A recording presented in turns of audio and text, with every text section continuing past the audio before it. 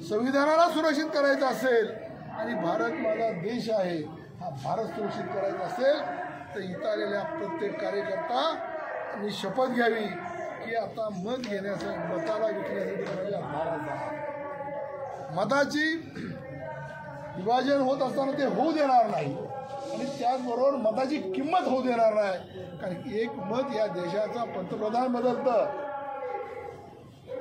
त्यामुळं एक मत सुद्धा या देशामध्ये फार महत्त्वपूर्ण आहे. हे बाबासाहेबांनी संविधान देताना सांगितलं होतं. त्या बाबासाहेबांना आपल्या मेंदूत, हृदयात एकवटूया आणि या पुढच्या काळामध्ये ठरवून टाकूया. येणाऱ्या आगामी सर्व निवडणुका मित्रांनो एकत्र लढण्याचा निर्णय आहे.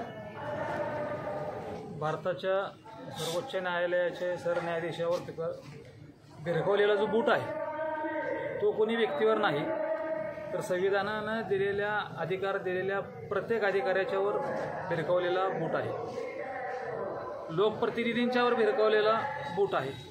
लोकशाहीच्या सर्व स्तंभावर भिरकवलेला हा बूट आहे. आणि आज जो इथं आंबेडकर अनुयायी किंवा भारतीय घोषवाक्य आहे संविधान के सम्मान में हम सब भारतीय मैदान में, भारतीय म्हणून आम्ही सर्वजण इथे एकत्र आलो. कशासाठी आलो तर हा भिरकवलेला बूट श्री गवई यांच्यावर नसून प्रत्येक जणावर, तुमच्या आमच्या सर्वांच्यावर आहे. आणि ह्या बुटाला प्रत्युत्तर देण्यासाठी पुन्हा असा बूट उचलण्याची ताकद कोणत्या हातामध्ये येऊ नये म्हणून ही वज्रमूठ या ठिकाणी बांधली गेलेली आहे. ऐतिहासिक साताऱ्यातून सुरू झालेली प्रत्येक चळवळ यशस्वी झालेली आहे.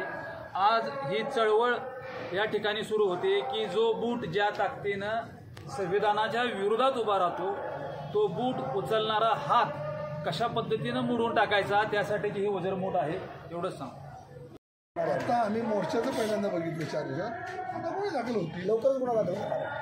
आम्ही काय थांबलो घेऊन नाही किंवा त्याची बाजू घ्यायला नाही गेलो. त्याने काय पाकिट बिकीट नाही पाठवलं वारे बापू. थांबलं नाही किंवा शासनाला त्याच्या विरोधात गुन्हा होणारच. देशाच्या इतर राज्यामध्ये त्याच्यावर गुन्हे दाखल झाले तर तुम्ही इकडे साताऱ्यात झाले नाहीत कारण आम्ही मोर्चात अडकलो होतो. मोर्चात बाहेर गुन्हे इतर राज्यामध्ये गुन्हे दाखल झाले. महाराष्ट्र राज्यामध्ये सनातनी वृत्तीचं, ब्राह्मणी वृत्तीचं, मनुवादी वृत्तीचं सरकार असल्यामुळं महाराष्ट्र राज्यात गुन्हे दाखल झाले नाही. तर आम्ही गुन्हे दाखल केल्याशिवाय स्वस्थ बसणार नाही. आज बापू 40 वर्ष जिल्ह्याचं नेतृत्व करणारे बापूसारखी व्यक्ती जर सगळ्यांना एक संघ राहा, वोट विकू नका म्हणून जर आवाज येत असेल तर जीवनातल्या शेवटच्या श्वासापर्यंत सत्ता परिवर्तन करण्यासाठी इथला आंबेडकर अनुयायी प्रत्येकजण बापूच्या पाठीमागे उभा राहील.